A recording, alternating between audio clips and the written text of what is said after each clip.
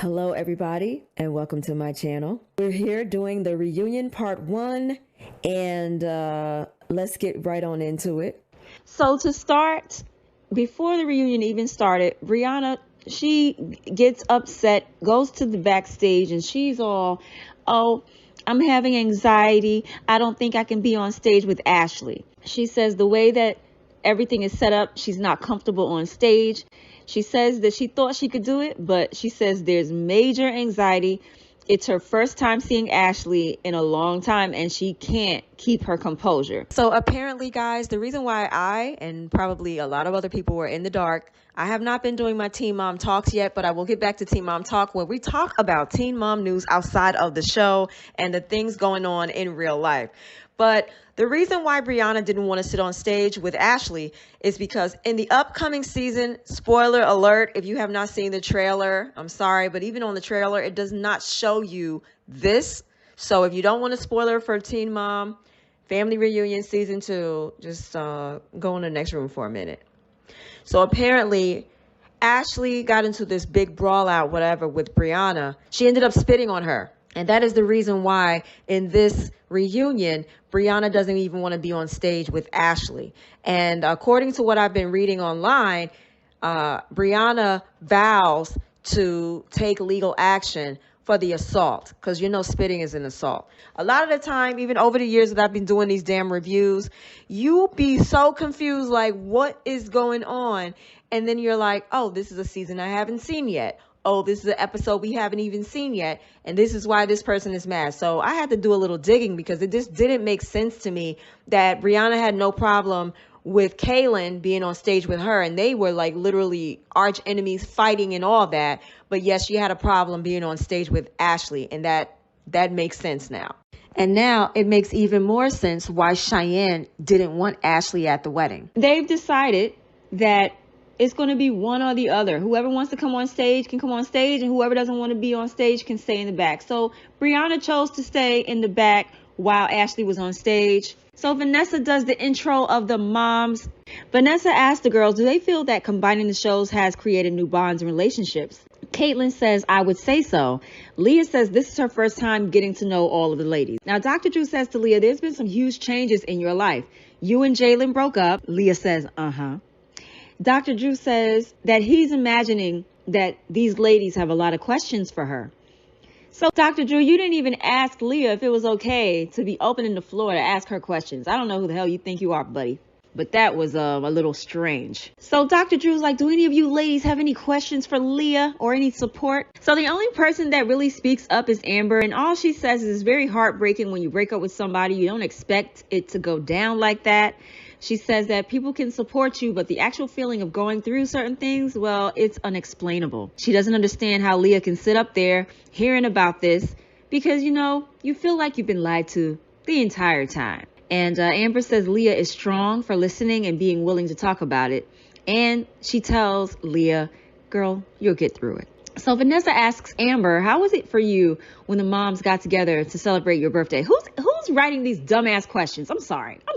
I don't need you to give me answers to stuff that we literally watched. Where am I on this damn notes? Because I took some notes, and I'll tell you this. I didn't even need to write so many notes because there wasn't much to talk about on here. So Vanessa said, we also saw everyone's reaction to Roe versus Wade. And honestly, between me and you guys, you know that these producers push these women to talk about certain things. And I guarantee you that they were like, okay, we need all of you to talk about this at least once in one of your scenes. Like, that's how it always came off. It did not come off genuine to me at all. Caitlin says that she thinks voting is the only thing we can do right now in regards to the Roe versus Wade decision. She says as a mom of only girls, it disturbs her to her core that her girls wouldn't be able to have the free will to do whatever they want with their bodies concerning abortion. So Dr. Drew shows us a novelized version of 16 and Pregnant. What the hell is that? What the hell is that?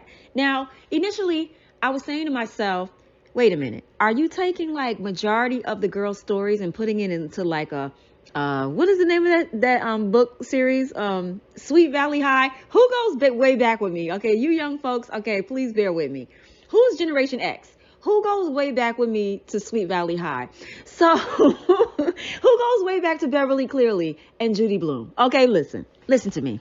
I thought this novelized 16 and Pregnant was going to be like that. And I was into it. We're taking Leah and we're putting her into a book with the twins and Corey and their cartoons. Listen, I'm all here for it. But then I realized that it's about some two random people that live in Nevada. I'm just like, what? Get out of here. I'm not reading that. Drew asks Amber, how important is it to pay attention to these issues? And by issues, he's speaking of teen pregnancy, because remember, he just boosted the damn 16 and Pregnant novelized version. Amber says it's important to keep talking about teen pregnancy even while the show is changing, because it's still happening. So all of a sudden, out the clear blue sky, they give Vanessa a mom gift. You know, Vanessa just had a son with Colin Kaepernick. So they gave her this little rinky-dink wagon, and I'm just like, do y'all know how long Vanessa has been hosting Teen Mom reunions? Does she not deserve more? Dr. Drew asks all of the moms to give Vanessa advice on her baby. When I tell you I'm not going to talk about what they talked about, if you want to see what they talked about, y'all can go watch the show. I'm really sorry. It was boring, and I'm not going through that again. I just can't. Now, we're here with Cheyenne. We've separated her from the bunch because I guess we're getting all of the annoying people out the way first. Sorry, Cheyenne, but you were very annoying this year. But to be fair, you were going through a lot. Nessa said, was your wedding everything you dreamed of? And Cheyenne said, well, it took us over a year to plan, and it was everything I wanted. Nessa asks, what was the best part about it? Cheyenne says, well, her and Zach really wanted the wedding to be a reflection of their relationship, their family relationships, and all that. She says one of the best moments was her dad walking her down the aisle, Zach waiting at the end of the aisle, Ryder down there crying, watching her walk down the aisle. So Dr. Drew asks about the car crash and the surgery to repair. And Dr. Drew says he guesses that they were ruptured implants or something. Cheyenne says her muscles collapsed. What? Cheyenne, I don't know who the hell you're trying to fool. It's okay. You just don't want no, oh, she popped a tit. You don't want those references. But that's what I believe happened. I wasn't there. Okay. I'm just giving my opinion here. And then they show a clip of her talking about her boob. So this boob is like dented at the bottom. The doctor scheduled my surgery as soon as we get home. And how it has a dent at the bottom. So which is it? Y'all be lying, and y'all be, you know, we be catching y'all in lies because everything y'all do is on camera. Then, Cheyenne, you just told on yourself. So Nessa asked Cheyenne to explain the frustration she had when she went on that glamping trip with the girls. And Cheyenne says when she watched the show, it came off like she was uncomfortable being the only black girl in the bunch. But it wasn't like that. She said it was the "you don't belong here" comment that someone over there made. And Dr. Drew says you just wanted the girls to be aware. And Cheyenne says, yeah. Dr. Drew says they all wanted to be better. And then Cheyenne brings up how Macy was mad at herself, yada, yada, yada. So Nessa says to Cheyenne, you're a newlywed. We see the ring. And now we want to see your husband. So Zach comes out, grinning, cheesing. And Nessa congratulates both of them on their wedding. And Dr. Drew says, how are you settling into married life? And Zach says, I feel like we've been married for the past 15 years already. So Dr. Drew says, of all the moms, Cheyenne, you had the most to deal with this season. She survived a shooting, had to face her assailant in court, surgery for her injuries, bought a new house, learned her fiance faced a myriad of legal problems from the past. I'm sorry, guys, I threw in myriad in there just because. Planned her dream wedding, all while raising 2 kids. And then they start showing all the clips we done seen already for Cheyenne. Nessa asks Cheyenne, how does she feel, after watching that? And Cheyenne says, well, that's a whole lot. And it's weird because it's me. And she's like, well, damn, is that my life? So Nessa then goes on to ask Zach. And Zach says, well, we had quite the journey this whole year. He says, it's been ups and downs and highs and lows. And I can't think of no song with lows and highs. Y'all lucky. You're lucky. You're lucky. Zach says it's a lot, but we're still here at the end of the day. So Nessa says she wants to talk about the wedding. And to be quite honest with you folks listening to me right now, I really don't. I don't want to talk about the wedding anymore. I'm over it. I've been over it since y'all said I do. I've been over it since Daddy said, and that's that Daddy that was officiating the wedding, because I had no clue that was his dad. I was over it when he said pronounce. Like, what the hell was that? Zach said he thought the wedding was amazing and his dad was the officiant, as I just said. Nessa asked Cheyenne if she was nervous the wedding wasn't going to happen because of Zach's legal situation. Nessa, This is how I know you don't watch the show. Of course she was nervous. This is why she was always talking to Zach about the same thing over and over and over again. And Cheyenne said it was always a thought. So Zach goes on to say to us that the legal issues stem back from his past. He says he's owned up to them. He says he used to run away from his problems, but now he takes full responsibility. Now, Zach says he has some great news. He says that he just had court the other day and they took him off probation 8 months early. And he says it's because they saw that he was doing everything on time and he paid his restitution. And Zach said that's a huge weight off of his shoulders. So Nessa asks Cheyenne how she feels about everything, and Cheyenne says that they take it day by day. Dr. Drew says, well, girl, you gave me a look when I asked that, when she said that. Sorry, Dr. Drew says, you gave me a look. What was that? Cheyenne says she knew what she was signing up for. Like I told you guys in one of these reviews I posted, I can't tell you which one. Cheyenne knew about all this, but yet when she got on television for us, she was making it seem like she didn't know what was going on. So Cheyenne says she knew what she was signing up for. She says she's known Zach a really long time and she knows all about his past. Cheyenne goes on to say to us that, guys, I'm nosy enough to go to Google and find out what his charges are, but I'm too lazy to do it. So sorry. Okay. Dr. Drew asks, doesn't it feel good to clear all this up to Zach? And Zach says yes. So now they bring up the next trial with the shooting in the car or whatever. And Cheyenne says, you know, we can't talk about that trial. It's an active trial. And of course, Dr. Drew tries to sneak one past. So Dr. Drew asks Cheyenne how is she dealing with the anxiety after the shooting.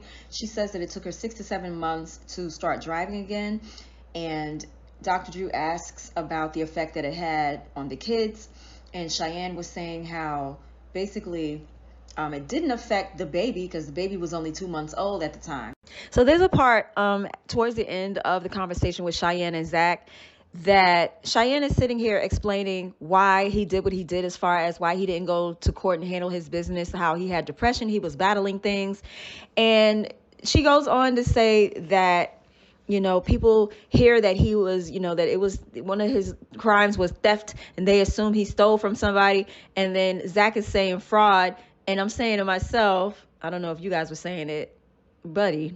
Thank God we're done with their segment. I'm glad they were first. They were the most boring. Hopefully it'll get more interesting from here on out. And next we're going to talk to Macy and Taylor. And I'm telling you right now, I don't have much to say about them. All season, all they were doing like little life lessons, okay? I mean, seriously, that's all they did all season. Ryan wasn't in the mix. Mackenzie wasn't in the mix.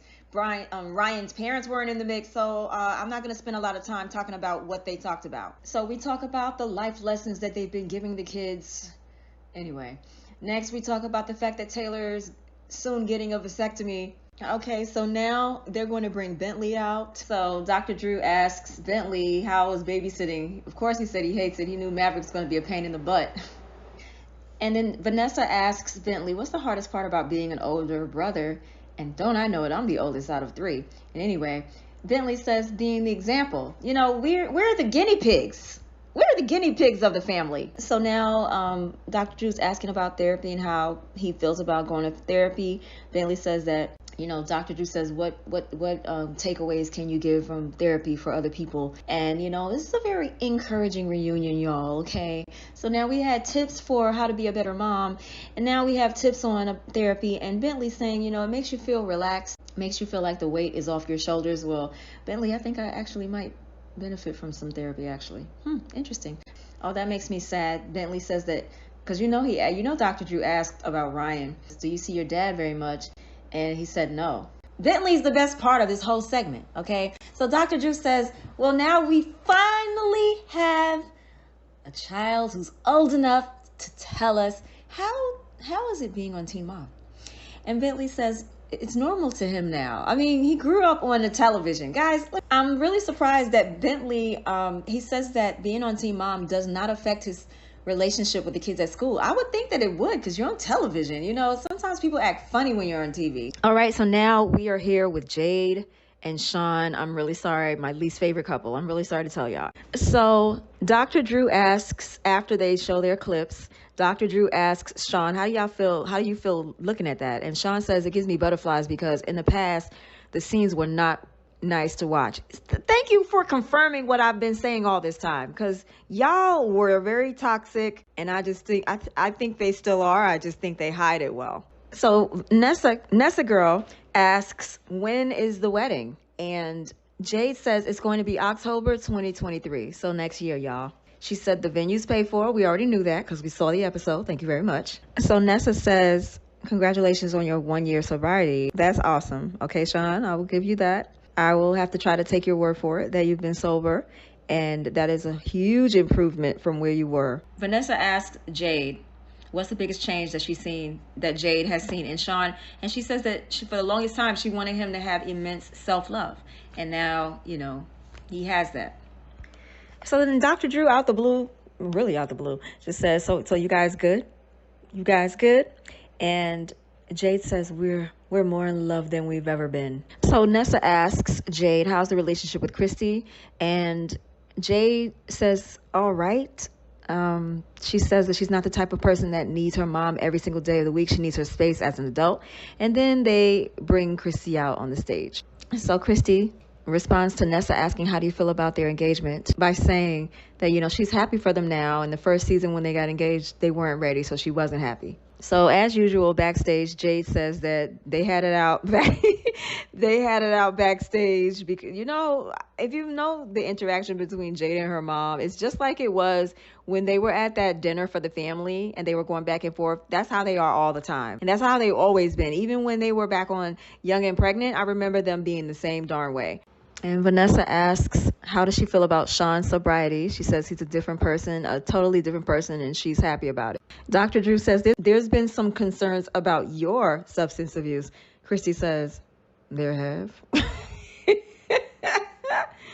Oh, yeah, because I told you guys, she's a recovering addict as well. Christy says that she's great. But I think that, and I'm not ever saying that drug usage is right, because it totally So where are you going with But I'm saying is, no, I'm just saying that I've not always been like the show has portrayed me out to be. I feel. Dr. Drew says to Jade, what do you think you and your mom can work on? And she says, I really don't know. And then Christy's like, well, you tend to push me away. And Jade is like, you can be negative sometimes. And, I can't have negativity pouring into me. Pour it up. Okay, I'll leave it alone. Can't sing that one. I can sing it. It's in my genre, but I just don't know the words. Sorry.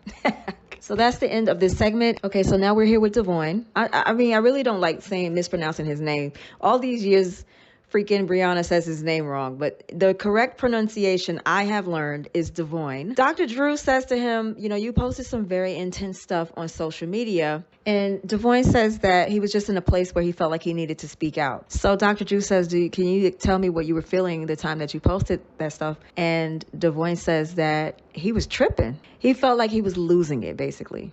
Devoin said that he was going in the casino and he was spending a lot of money. Dr. Drew, you're going to ask him if he's gotten himself into financial difficulty because of his gambling. Didn't we address that he lost $100,000 in gambling? And Devoin says yes, that and other things. So Devoin tells us that his girlfriend broke her foot in a car accident. Dr. Drew says, how did you handle, or how are you handling your girlfriend having a broken foot? And he said that part of that was the reason why I went gambling. I guess it was to take his mind away. So Devoin says that he went to a casino one time. He had a great night, and that's what got him addicted to it. And Dr. Drew says, you're using the word addiction. You think this is an addiction? Why are y'all asking dumb questions in this episode? Devoin says that he won two times a year's salary. How much is that? What kind of salary? Are we talking minimum wage? Are we talking $100,000 salary? Like, what's up with that? So then Dr. Drew says to Devoin that he understands that he doesn't want to be on stage with Brianna, and he just verifies that that's how Devoin wants it. Devoin says that Brianna didn't want to talk to me the entire time. Like, we didn't talk all this time. Why you want to talk on stage now? So then Dr. Drew says, okay, so we're going to bring Brianna out so, you can go ahead off stage. I don't know how you say that nicely. So now they introduce Brianna. She comes out. She sits down. So Dr. Drew asks Brianna, did you hear everything he said? What did you think? Brianna says, I think a lot of the things that he said were not true. And that's how the show ended. Oh my God. Thank you so much for watching my channel. The next Teen Mom review will be on Wednesday. I did have 2 videos to post this week, so it threw me from wanting to post both of those on the same day to saying, you know what, I have to just pace myself. Anyway, guys, thank you so much for watching my channel. Make sure you like, comment, and subscribe. And I'll talk to you guys in the next video. Bye.